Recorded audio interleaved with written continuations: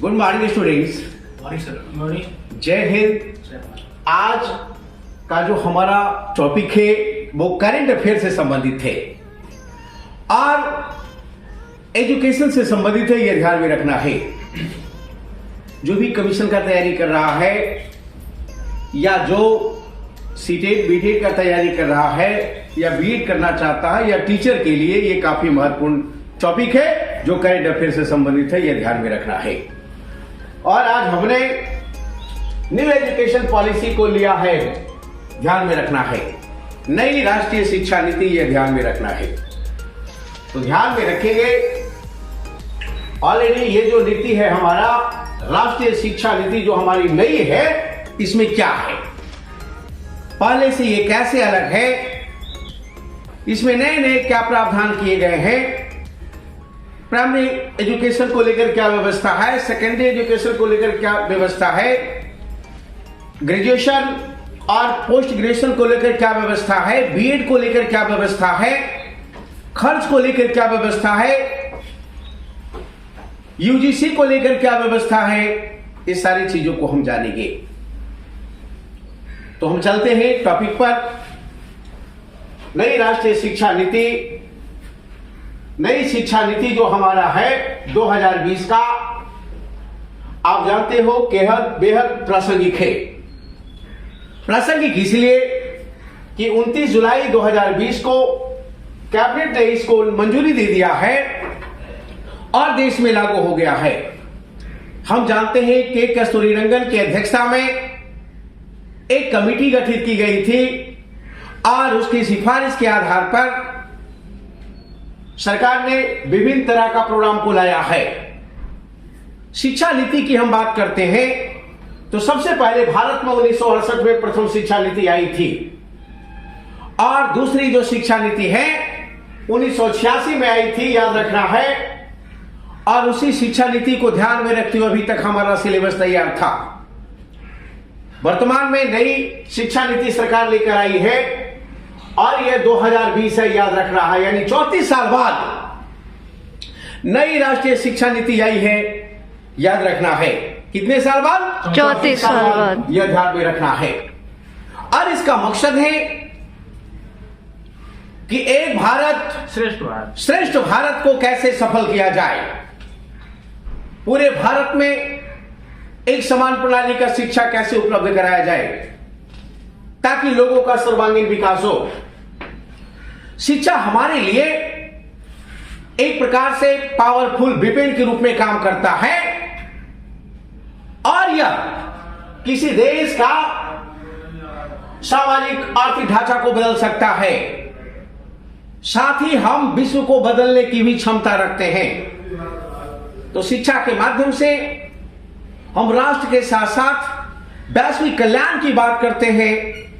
इसको ध्यान में रखते हुए हमने एक नई शिक्षा नीति लाई है।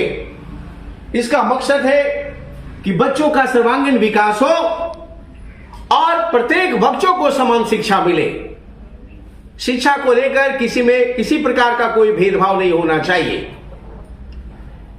चाहे निःशक्त हो, दिव्यांग हो, कमजोर हो, उन लोगों को भी इस नीति में विशेष प्रावधान किया गया है। शिक्षा एक ऐसी व्यवस्था है जिसके माध्यम से कोई भी व्यक्ति जिसके अंदर अंतर्निहित क्षमता है उसको आसानी से वो प्रकटीकरण कर सकता है, अभिव्यक्त कर सकता है। आप बहुत जानते हो लेकिन तरीका पेश करने का नहीं है, तो हमें लगता है कि आप पीछे रह जाएंगे। इसलिए एजुकेशन बहुत जरूरी है और एक ऐसी कला है जिसके माध्यम से हम अपने को समाज के सामने प्रकटीकरण कर सकते हैं। अर्थात एक प्रकार से सीखने सिखाने की प्रक्रिया का ही दूसरा नाम शिक्षा है, याद रखिएगा। ध्यान में रखना है कि एजुकेशन जो है जीवन में चलने वाली एक निरंतर प्रक्रिया है और इस प्रक्रिया के माध्यम से हमारा मानसिक विकास, बौद्धिक विकास, आत्म विकास, सामाजिक विकास, आर्थिक विकास संभव है। इसलिए शिक्षा का महत्व है, याद रखना है। इस नीति का मकसद यह है कि लोगों में ज्ञान का संवर्धन कैसे हो, लोग कुशल कैसे हो, भारत का मानव संसाधन के रूप में कैसे परिवर्तन हो, इस पर विशेष बल दिया गया है इस पॉलिसी में, याद रखना है। ज्ञान कुशलता के साथ साथ हम विश्व में भारत की तरफ से योग्य नागरिक कैसे बने, वैश्विक हितों के साथ साथ राष्ट्रीय हितों पर विशेष बल दिया गया है इस नीति में, याद रखना है। अर्थात व्यक्ति के अंदर एक वैज्ञानिक सोच का विकास हो, रचनात्मक क्षमता का निर्माण हो, इस नीति का मकसद है, ध्यान में रखना है। और इसके साथ साथ ही व्यावहारिक प्रक्रियाओं पर बल दिया गया है, समसामयिक और राष्ट्रीय भावना को भी ध्यान में रखा गया है। व्यक्ति व्यावहारिक हो, उसके अंदर ज्ञान का भाव हो, राष्ट्र सेवक हो, अंतरराष्ट्रीय स्तर पर जो उसका दृष्टिकोण हो, एकदम उसका क्लैरिटी हो, पूरे विश्व को एक कुटुंब के रूप में माने और राष्ट्र के हित के साथ साथ वैश्विक हितों पर बल दे। तो राष्ट्रीय शिक्षा नीति 2020 का हमारा मकसद यह है, यह ध्यान में रखना है। साथ ही हम भारतीय मूल्यों को कैसे आगे बढ़ाएं, अपने गौरव के प्रति अपना विश्वास हम कैसे जगाएं और साथ ही भारत को वैश्विक ज्ञान का महत्वपूर्ण केंद्र कैसे बनाएं, इस शिक्षा नीति का मेन मकसद है, याद रखना है। अर्थात राष्ट्र सेवक के साथ साथ वैश्विक सेवक की वो बनाने की बात करता है यह नीति, यह ध्यान में रखेंगे। शिक्षा को लेकर थोड़ा सा हिस्टोरिकल एस्पेक्ट्स को हम ध्यान में रखते हैं। तो 1882 में हंटर कमीशन आया था, उसके बाद कर्जन पॉलिसी आया, उसके बाद शिक्षा को ध्यान में रखते हुए हमने विश्वविद्यालय शिक्षा आयोग का गठन 1948 में किया। उसके बाद मुदालियार आयोग का गठन हमने 1952 में किया। उसके बाद कोठारी आयोग का गठन हमने 1964 में किया, जो कुशलता और चारित्रिक शिक्षा पर विशेष बल दिया है। इसके बाद हमने आचार्य राममूर्ति की अध्यक्षता में एक समिति गठित किया था और उसके बाद राष्ट्रीय शिक्षा नीति पर विशेष बल दिया। उसने क्या किया, ऑपरेशन ब्लैक बोर्ड प्रोग्राम को रिकमेंड किया और हमने चलाया। 1987-88 में लोगों के लिए निःशुल्क और अनिवार्य शिक्षा पर विशेष बल दिया। इसके बाद हमारा यशपाल कमेटी 1992 में क्या रिकमेंड किया कि जो बच्चे को ऊपर बस्ता का जो बोझ है कम से कम किया जाए। हमारा संवैधानिक जो स्थिति है, आर्टिकल 21 ये क्या कहता है? आर्टिकल 21 ये कहता है कि शिक्षा प्राप्त करने का व्यक्ति का मौलिक अधिकार है। आर्टिकल 45 कहता है कि 6 से 14 वर्ष के बच्चों को निःशुल्क और अनिवार्य शिक्षा उपलब्ध कराए, यह सरकार का कर्तव्य है। आर्टिकल 51A कहता है कि हर माता पिता का कर्तव्य है कि अपने बच्चों को शिक्षित करे। तो सरकार बंधा हुआ है, बच्चा बंधा हुआ है और मां बाप बंधे हुए हैं, क्योंकि एक शिक्षित समाज ही स्वस्थ समाज का निर्माण कर सकता है, स्वस्थ राज्य का निर्माण कर सकता है, स्वस्थ राष्ट्र का निर्माण कर सकता है और हेल्दी वर्ल्ड उसका परिणाम होएगा। तो यह ध्यान में रखना है पूरे विश्व को यदि हम स्वस्थ बनाना चाहते हैं, सुरक्षित रखना चाहते हैं, तो हर देश को अपने शिक्षा के गठन पर विशेष बल देना होगा। अपने लोगों को शैक्षणिक गठनता पर विशेष बल देनी होगी। यह ध्यान में रखेंगे। हमने जो हमारा निःशुल्क और अनिवार्य शिक्षा था, इसके लिए हमने एक पॉलिसी लाई थी, जिसमें राइट टू एजुकेशन पॉलिसी को हमने पूरी तरह लागू कर दिया 1 अप्रैल 2010 को, और यह नीति थी 2009 का। तो हमने काम किया है शिक्षा के क्षेत्र में, याद रखना है। अब सवाल है कि न्यू एजुकेशन पॉलिसी में क्या क्या प्रावधान है, नई प्रावधान क्या है, ये कैसे नया है, इसका मुख्य बिंदु क्या है, हम पढ़ते हैं। तो सबसे पहले इसमें यह कहा गया है कि जो ग्रॉस एनरोलमेंट रेशियो है 2030 तक 100% कर दिया जाएगा। तो ग्रॉस एनरोलमेंट रेशियो क्या होता है, सकल नामांकन अनुपात क्या होता है, इसको इस रूप में समझा जा सकता है कि एक गांव में विभिन्न आयु वर्ग के लोग 100 लोग पढ़ने वाले हैं प्राइमरी लेवल पर, लेकिन हमारा स्कूल में मात्र 60 और 80 आ रहा है। इसका मतलब GER कितना है, 70%। मात्र 60-70%। 100 क्यों नहीं आ रहा है, 100 लोग क्यों नहीं पढ़ रहा है, क्या वजह है? तो हमारा उद्देश्य हर हाल में सकल नामांकन अनुपात को 100% करना है। कब तक? 2030 तक। और ये सवाल पूछता है और पूछेगा, यह ध्यान में रखना है, ध्यान में रखेंगे, बड़ा इंपॉर्टेंट है। इसके अलावा हम शिक्षा के क्षेत्र पर शिक्षा के विकास के लिए, शैक्षणिक कार्यक्रम के लिए हम अपने GDP का कितना % खर्च कर रहे हैं, तो पता चलेगा कि 2.5 से 3% खर्च कर रहे हैं। इसमें स्पष्ट निर्णय लिया गया है कि GDP का हम 6% खर्च करेंगे। कैसे करेगा, सरकार को चिंतन करना चाहिए, क्योंकि अभी तक ये टेंडेंसी नहीं रहा है, तो विशेष बल देने की आवश्यकता है। इसमें जो हमारा 10+2 जो सिस्टम था, उसको सरकार चेंज कर दिया है, याद रखेंगे। इसमें क्या कर दिया है, 5+3+3+4 याद रखना है। तो ये सिस्टम कर दिया है। तो 10+2 कहां चला गया, 5+3+3+4, अर्थात सरकार पहले बात करती थी कि हम 6 से 14 वर्ष को निःशुल्क और अनिवार्य शिक्षा देंगे, लेकिन अब उसको अब नई शिक्षा नीति के तहत क्या कहना पड़ा है कि मैं 6 से 14 नहीं बल्कि 3 से 18 वर्ष के बीच निःशुल्क और अनिवार्य शिक्षा देने जा रहे हैं। ध्यान में रखना है, 3 से 18 वर्ष के बीच के बच्चों को सरकार निःशुल्क और अनिवार्य शिक्षा उपलब्ध कराएगी। ये नई व्यवस्था में है, याद रखिएगा, ध्यान में रखेंगे। अर्थात राष्ट्र में गुणवत्तापूर्ण विकास से शैक्षणिक विकास कैसे हो और समावेशी शिक्षा लोगों को कैसे उपलब्ध हो, इस पर विशेष बल दिया गया है, याद रखना है। तो ये वाला जो ग्रुप है ऑलरेडी एकदम चेंज हो गया है।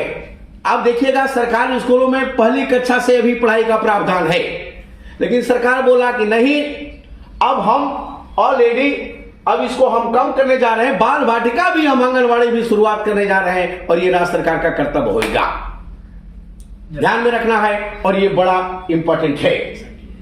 अब इसमें क्या किया है, 5+3+3+4 ये क्या किया है, तो इसमें ऑलरेडी इसको 4 ग्रुप में बांट दिया है, ध्यान में रखना है। 5, 3 और 4 याद रखना है। तो ये 5 क्या है, ये ऑलरेडी ये 5 क्या है, ये ध्यान में रखना है।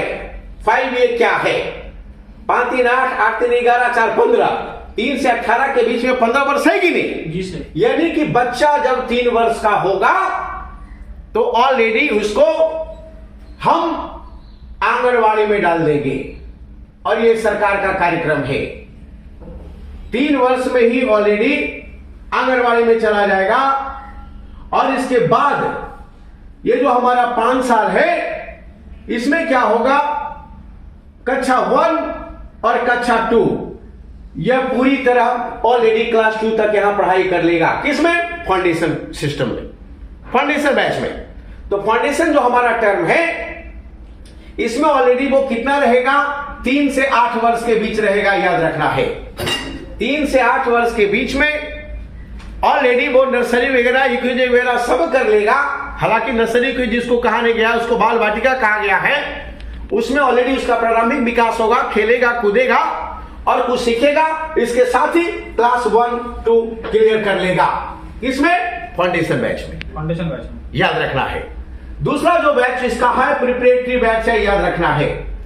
प्रिपरेटरी बैच क्या होगा? 8 से 11 वर्ष के बीच का होगा, याद रखना है। उसका उम्र क्या होना चाहिए?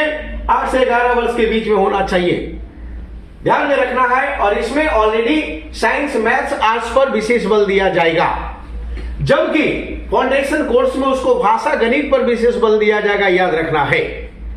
जी सर, ध्यान में रखेंगे, यह बड़ा इंपॉर्टेंट है। और 8 से 11 के बीच में जो क्लास 3 से 5 के बीच में रहेगा उसमें साइंस मैथ आर्ट्स पर विशेष बल दिया जाएगा, यह ध्यान में रखना है।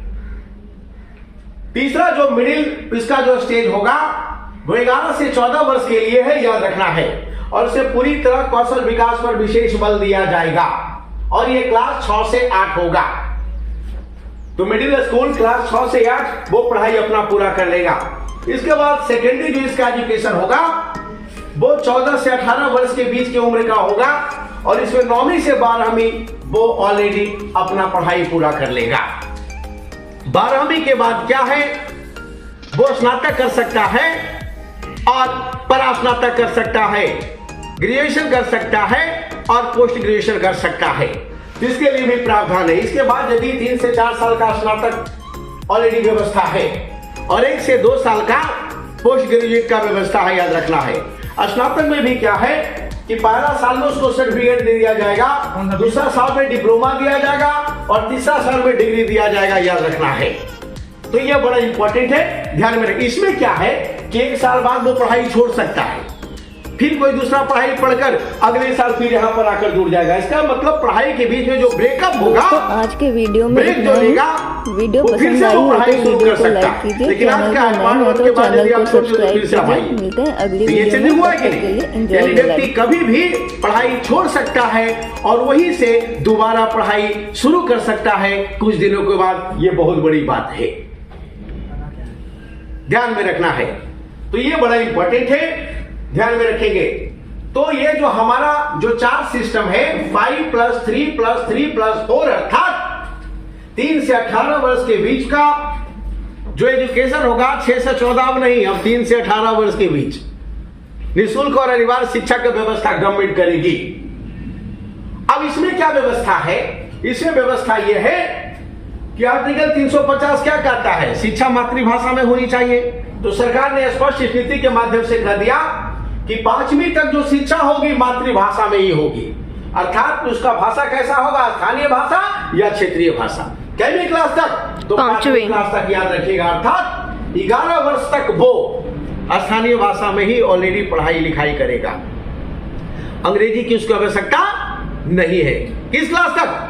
5वीं क्लास तक, याद रखिएगा, बड़ा इंपॉर्टेंट है। दूसरा, ऑलरेडी विदेशी भाषा भी वो में पढ़ाई कर सकता है और विदेशी भाषा पढ़ाई कहां करेगा? तो 9वीं क्लास से, मतलब सेकेंडरी एजुकेशन से वो पढ़ाई करेगा, याद रखना है। ध्यान में रखेंगे कि इस एजुकेशन पॉलिसी में 10वीं बोर्ड को खत्म करके एक ही बोर्ड लाया गया है, वो 12वीं बोर्ड होगा, याद रखना है। यह बड़ा इंपॉर्टेंट है। और इस नीति के माध्यम से जो सिलेबस तैयार किया गया है उसमें ऑलरेडी याद रखना है कि उसमें संगीत, खेल, योगा को विशेष रूप से ऐड कर दिया गया है। सर डांस अब ऐसा नहीं कि जो खेलेगा वो खेलते रह जाएगा, ऐसा नहीं है। अब है कि यदि आप पढ़ना चाहते तो बढ़िया से पढ़ाई कीजिए और खेलना चाहते तो बढ़िया से खेलिए, वहां भी करियर है, वहां भी आदमी बन सकते हैं, वहां भी जीवन संभव है और वहां भी एक सभ्य नागरिक बन सकते हैं। For example Virat Kohli, for example आपका हो गया सचिन तेंदुलकर, फॉर एग्जाम्पल हो गया महेंद्र सिंह धोनी, याद रखेंगे। तो सब विशेष ख्याल के माध्यम से अपने जीवन का निर्माण कर लिया कि नहीं? राष्ट्र का नागरिक है कि नहीं एक सफल? विश्व पर उसकी पहचान है कि नहीं? तो उसी तरह से संगीत के क्षेत्र में यार रहमान वगैरह हो गया, करकरा दिया है कि नहीं? योगा के माध्यम से रामदेव बाबा ऑलरेडी रामदेव बाबा करकरा दिया कि नहीं? चौथा पास। करवा दिया सर। तो इसका मतलब है कि हम विभिन्न सिलेबस के माध्यम से अपने जीवन का निर्माण कर सकते हैं और कोई किसी से कम नहीं है, और किसी सिलेबस को छोड़कर नए सिलेबस में घुस सकते हैं। बिल्कुल। किसी सिलेबस को बीच में ब्रेक करके नया हम सब्जेक्ट ले सकते हैं। यह बहुत बड़ी बात है। कहीं भी कभी भी किसी को छोड़कर दूसरे को पकड़ा जा सकता है। यह बहुत बड़ी बात है। अर्थात बहुविषयक शिक्षा पर विशेष बल दिया गया है। मल्टी सब्जेक्ट स्टडी हम करेंगे। हम मैथ्स के साथ हिस्ट्री पढ़ेंगे, हम इंग्लिश के साथ ज्योग्राफी पढ़ेंगे। इंजीनियरिंग का विद्यार्थी संगीत विषय रख सकता है एक्स्ट्रा में। बिल्कुल याद रखिएगा, तो यह बड़ा इंपॉर्टेंट है। अर्थात विषय अलगाव को एकदम खत्म कर दिया गया है। ऐसा नहीं कि खाली फिजिक्स केमिस्ट्री मैथ पीसीएम पढ़ी आई, इसे में नहीं चलेगा। अब फिजिक्स, अब प्लस ज्योग्राफी, अब प्लस लोक प्रशासन भी आप रख सकते हैं। गर्दा हो गया सर। तो ध्यान में मैंडेटरी समाप्त कर दिया गया है, याद रखिएगा। तो यह बहुत बड़ी बात है, ध्यान में रखेंगे। तो यह क्लियर है। इसके अलावा बीएड का जो अभी सिलेबस है, इसमें बीएड अभी 2 साल का है, अभी इसको बढ़ाकर 4 साल कर दिया गया है।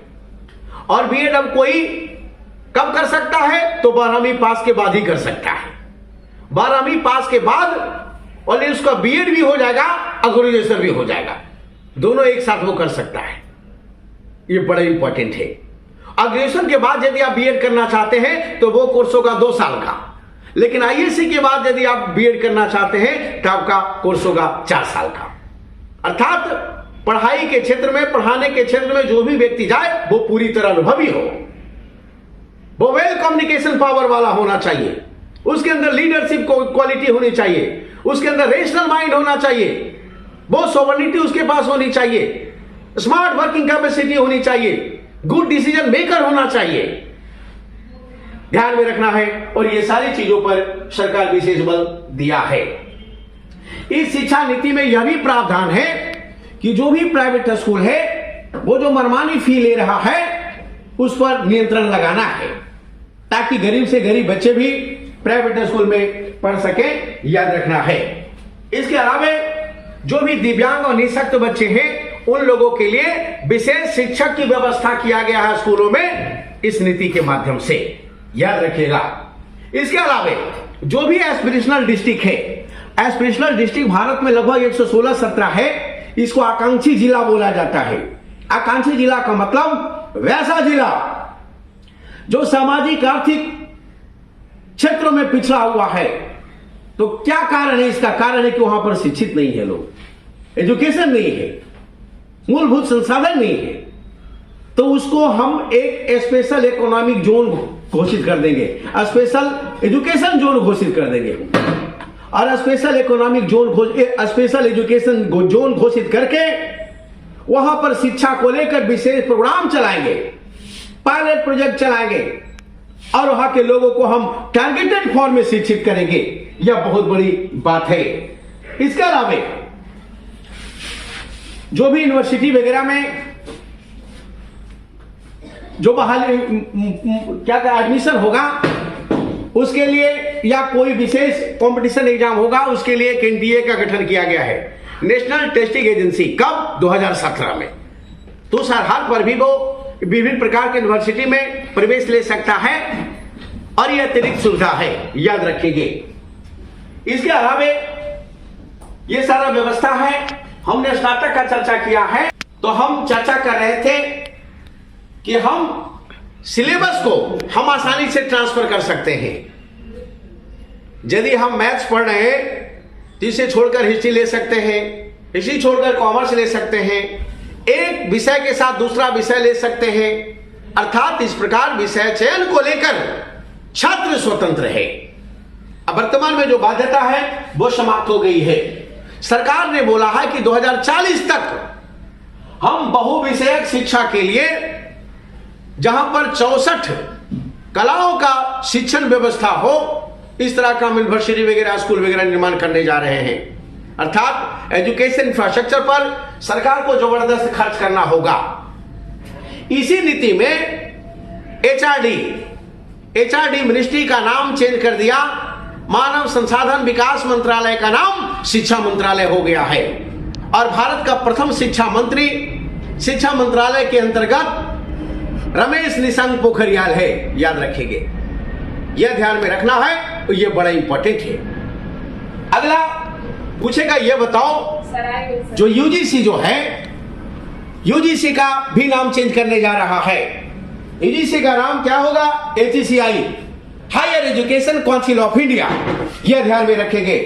और यह बड़ा इंपॉर्टेंट है, यह ध्यान में रखना है, यह भी चेंजिंग हो गया है। इसके अलावा जेंडर इंक्लूजन फंड निर्माण किया गया है, अर्थात लड़कियों के माध्यम से, लड़कियों के साथ या जो भी ट्रांसजेंडर हैं उनके साथ शिक्षा के क्षेत्र में किसी प्रकार का भेदभाव होता है तो उस भेदभाव को खत्म करने के लिए, लिंग आधारित भेदभाव जो होता है उसको खत्म करने के लिए शिक्षा बजट पर विशेष प्रावधान किया गया। इसके लिए एक फंड क्रिएट किया गया है ताकि विशेष सहायता देकर उसे आसानी से ऑलरेडी आगे बढ़ाया जा सके।